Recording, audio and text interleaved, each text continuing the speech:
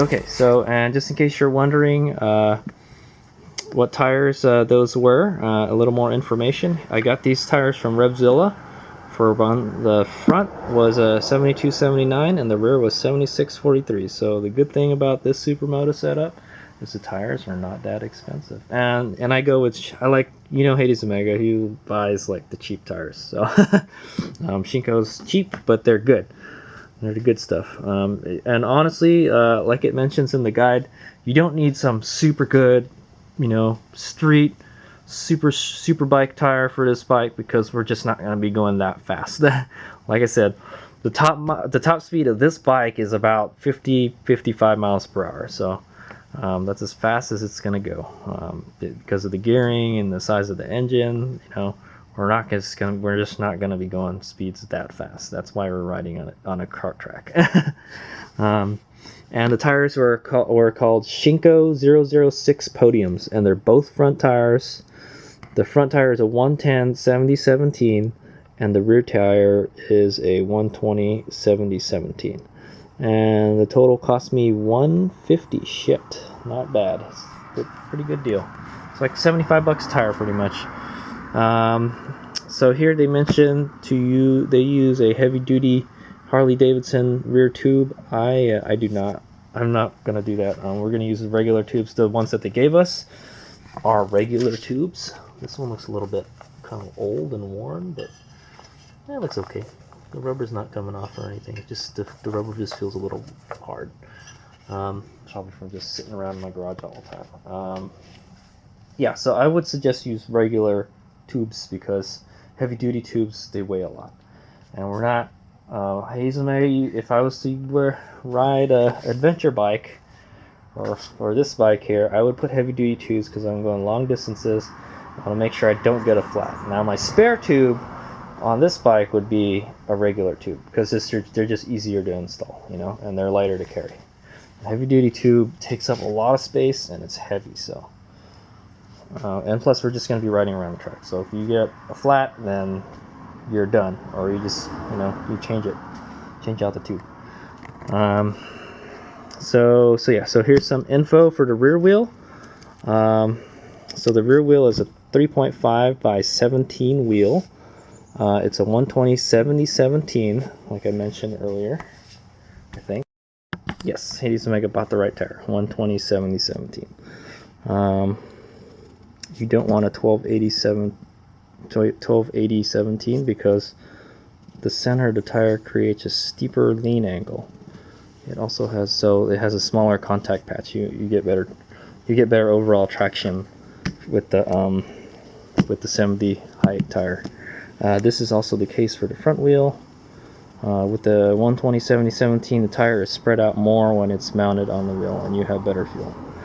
Most very important, 17-inch tires that go on a mini motard are both front tires, so that's why I bought both front tires. Meaning that the 110 70/17 and 120 are front tires meant to go on a 600cc and above sport bike. So there you go. Here's some info on the front tires. So the tire size is what you need, a 110 70/17. And they even give me the tire pressures and everything I need. We're going to be running 30 pounds. You do not need to run slicks, because it's a waste of money. It's a waste of money. Like I said, I mentioned we don't need super good tires, because we're not going very fast. So you just use any dot tire you want. So because we don't need like a whole bunch of grip, maybe. We'll see. Let's see. Make sure it goes on the front rim turning forward.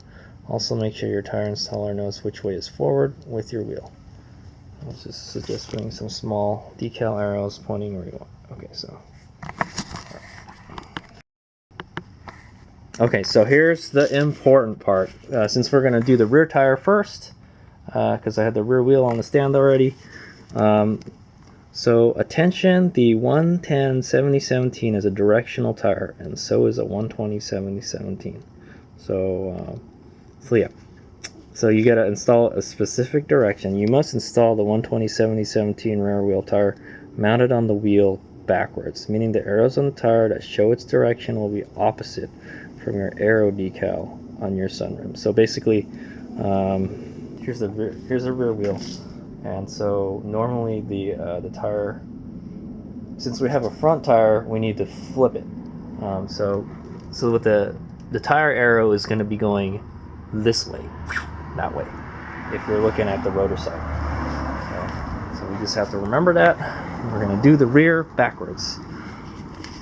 Be advised, this will not ruin your tire. The purpose for this is so that the rear tire will, which manufactured as directional tire, will not track as if it's trying to turn forward. I know it sounds stupid, but believe me, we have tested this many times with different team riders, and they said that the rear of the bike would fight them in the corners. This made it harder to turn the bike, it would wear out the riders, and we would see slower lap times because the tire was not put on backwards on the rim. When you put the tire on backwards, the tire then follows the front tire. The rear tire wears just fine, and we never had a bead problem ever. We did use Michelin dot tires, and we very rarely sprint race. We would endurance race our KLX140. So they use the KLX173. Oh, that would be a fucking awesome bike to ride. Okay, so yeah, so the rear tire goes the other direction. So we'll just make sure when we put it on, we do it the right way. So I'm gonna go get this tire stand all set up. So if you remember correctly from the last video, the axle is too small on the front, so I can't fit it on my my tire stand. What we might be able to do is get the threaded part through the spacer in the center to keep it from moving too much, and then we'll just let it sit on the tire stand. Alrighty, so I think in about 5 minutes we'll go get our warmed up tire from the backyard, and we'll give it a shot. All right, so this is probably going to be the most elbow grease of the whole setup. All right, here's we go. I'll tell you this now. Hazelmaker has not installed a motorcycle tire in quite some time. So I've done it many times, but it's been a minute since I've done it. So all right, here's we go. Okay, so I got my work area all ready to go. Should be good here. So I kind of cleaned up the area a little bit. I'm going to clean it up a little bit more. So first thing we're going to do, so the tire is a little bit warm. I kept it out there for about 5-10 minutes, but it's not a very warm day, unfortunately. So first thing I'm going to do is I'm going to put some baby powder in the wheel. It helps if I open it first. So what the baby powder does is it helps keep the tube and the tire from chafing on each other, so that way it seats itself well, you know, and you won't get a puncture. So the tube is rubbing on the thing. It makes everything slide into place a little bit. So a little bit of a kind of a lubricant. Alright, so there we go. There's that. I got my Windex here ready. So first thing we're going to do is I'm just going to put the wheel on first. I've already taken the valve core out of the tube. This is not intended it's not a how-to video on how to install a tire on a motorcycle rim. I've done it many times. I'm just going to kind of speed this up, and I'll tell you how it went, but I'll get a video. The first thing I'm going to do is figure out which way the tire is supposed to go on there. So the way I'm looking at the bike right now, the wheel rotates this way. So since we need to install this backwards, there's a rotation arrow right here, and the arrow is going counterclockwise. So since this wheel is going clockwise and it's already going counterclockwise, this is the way the tire should be installed on the wheel. So that's the way we're going to install. So I just have to remember that. Next thing to do will be to lube the bead up. So I'm going to lube this guy up, and hopefully we can just slide this puppy right in. Alright. So the reason I kept the tire in the sun is so oh yeah, I need my little rim protectors here. I'm gonna go put those here, so don't scratch the crap out of our pretty wheel. Alright, and so technically, you should be able to. I've seen people. I've done it before where I didn't have to do anything to get the tire onto the rim. Just kind of press it on there, kind of like that. There you go. So I didn't really need these right now. All right, so that was easy. That was really easy. And just make sure our rotation is right. So the wheel is spinning this way. The tire rotation symbol should be the other direction. So that's good. Now what we do is, since this is the rear wheel and it's big, it should be fairly easy to fish this tube in there. Some people put the tube in first, and they put it in there. There's different ways you can do it, you know. Since this wheel is fairly big, actually it's not that big. It's like doing a front tire on a street bike. I'm looking, man. So the valve stem is right here. We're gonna go put the valve stem in here. Might want to do is put some baby powder on the tube a bit. Even though we're probably gonna wind up wetting it up with the Windex. I cannot believe how easily that tire went on the wheel, the rim.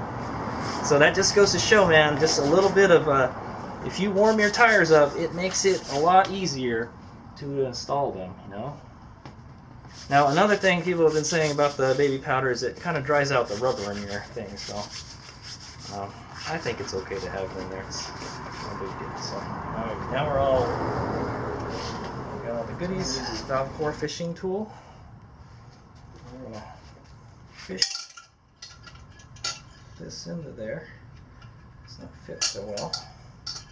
This way we don't have a hard time with this small. It's probably more beneficial to have on a front tire.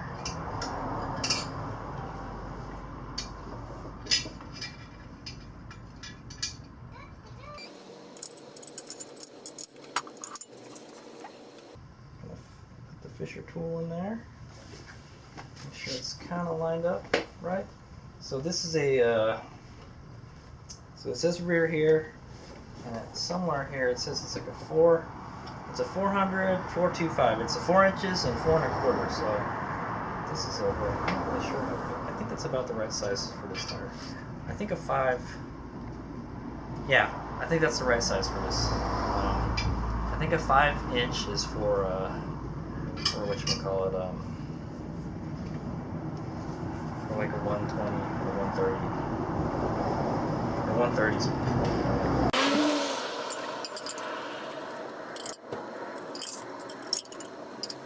Well, so I got the valve stem in there. I know you guys can't see. You guys can't see it. I'll kind of rotate it so I got the valve stem in there already. Pretty easy. Just want to make sure it's straight. And then, so I got the fisher tool in there. We'll leave that in there for now. Start stuffing the tube into the wheel.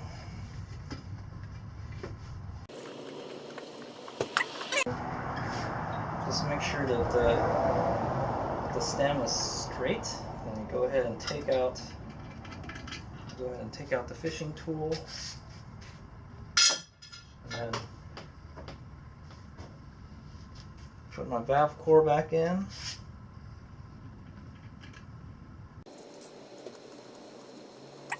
What I'm going to do is so what I'm going to do next is I'm going to put a little bit of air in the tube so we don't pinch it. The secret to not pinching your tube is, one, to be very careful when you're putting the tire on, and two is to make sure there's a little bit of air in the tube. It's not, and then you're not full. Okay, I'm having a problem.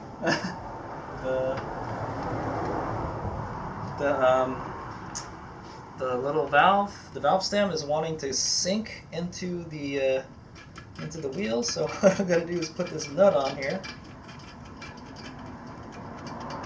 So it doesn't do that.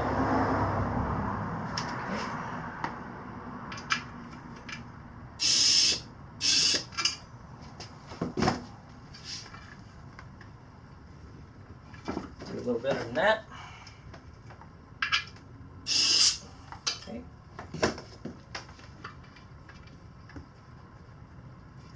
maybe that might be too much.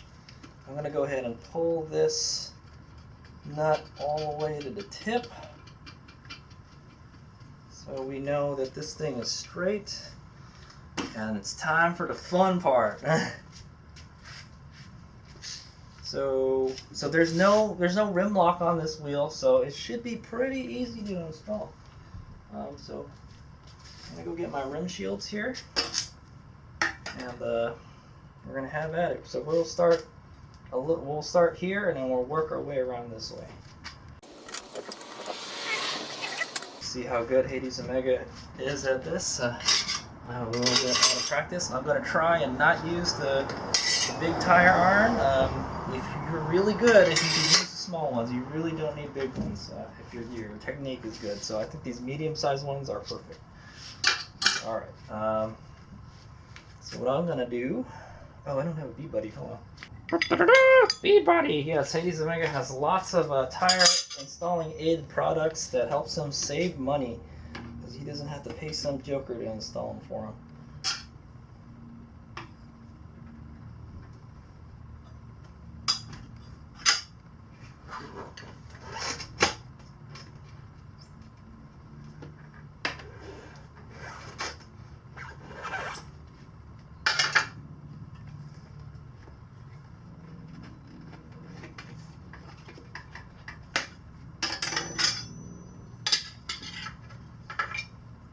Oh, you know what I realized? I don't know if this will work.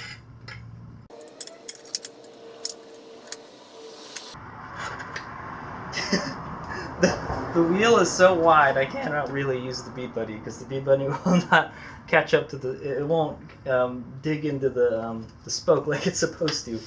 So hopefully that'll do the trick. Alright, here we go.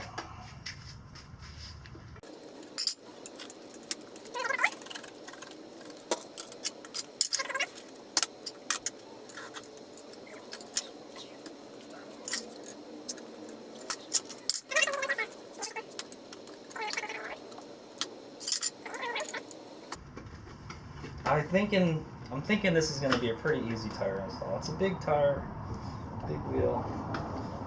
It's the smaller ones that you don't worry about.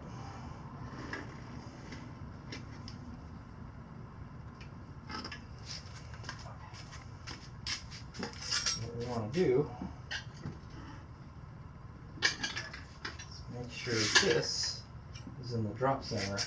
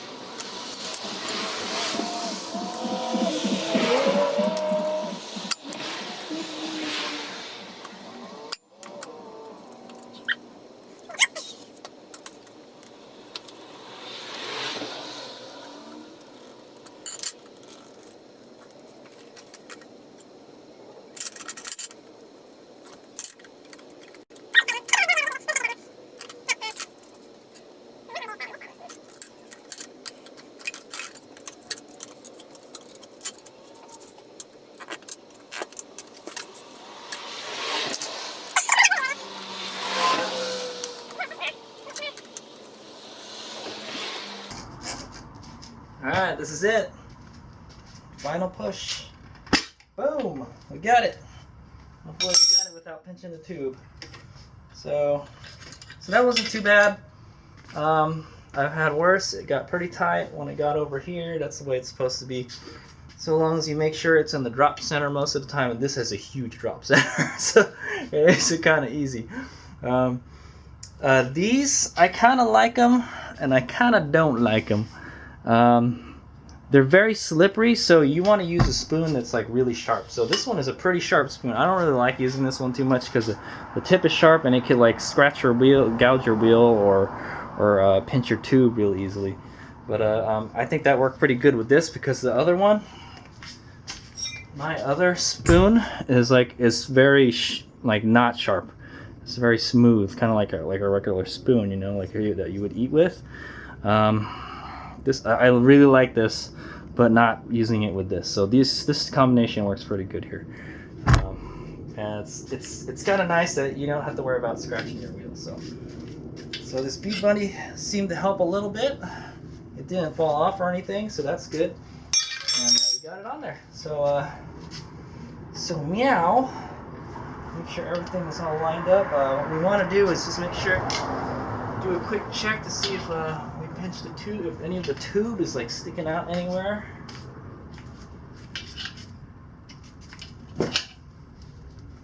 And it looks like we're good.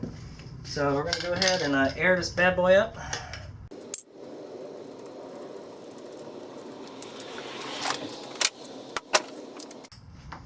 Alright, so hopefully it'll pop on the first try. If not, then we'll just have to keep on inflating and deflating it.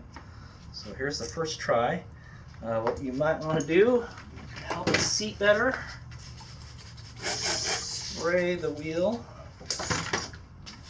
flip it around.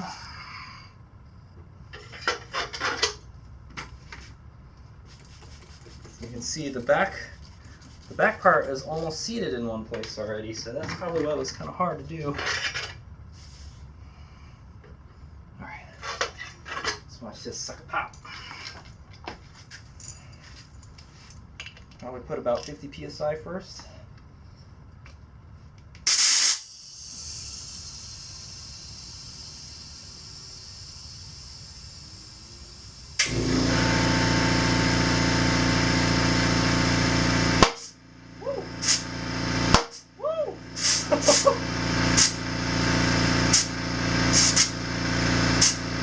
Alright, that's about 50 psi right there. Pop and pop. Oh boy, did that make a popping sound, that's for sure. Good to go. First try. So, sorry about the compressor sound. So what I'm going to do now, what we're going to do now is we're going to inflate and deflate it about like 4 times. Just to make sure the tube is in there, like seated properly. Inflating it and deflating it lets it, like, you know, it keeps the tube from folding and stuff, and you don't want any folds in it, so it helps it align it better. So we're gonna go ahead and take the air out, and then we'll just put the air in, take it out like 3 more times. But for the most part, it's seated. This was a really easy room to seat. Normally for the DR650, boy, is it hard to get it in there, and it stretches the wheel out a whole lot. This is the 120, right? Yeah. Okay. So we're going to go ahead and take the air out.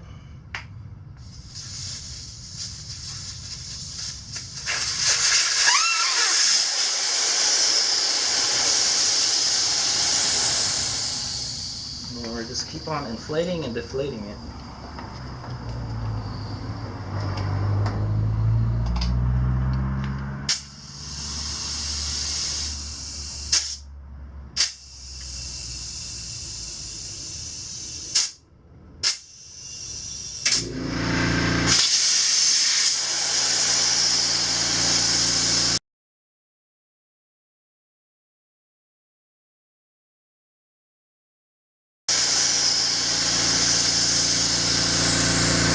Okay, so now we're going to go ahead and put the valve floor back in, and then put tire pressure in it.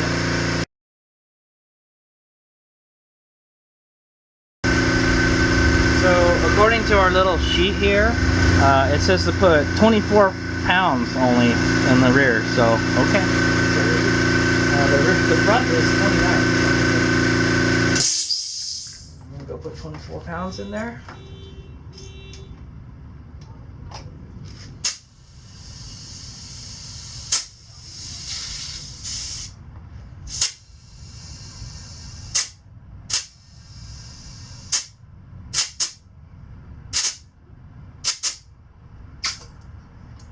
Okay, all done. So that's the rear. Good job. Looks like it turned out pretty good. Let's see if the other side is seated. It looks like it's seated.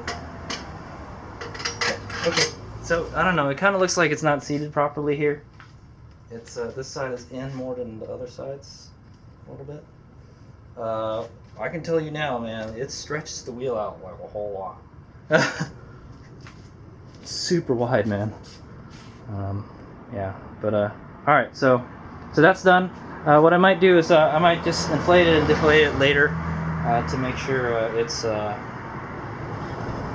all good. It's all nicely seated, and then we'll go and balance it. But for now, the rear's done, so we're gonna do the front. I don't think we'll have enough time to do it. Hold on. All right, here's my go.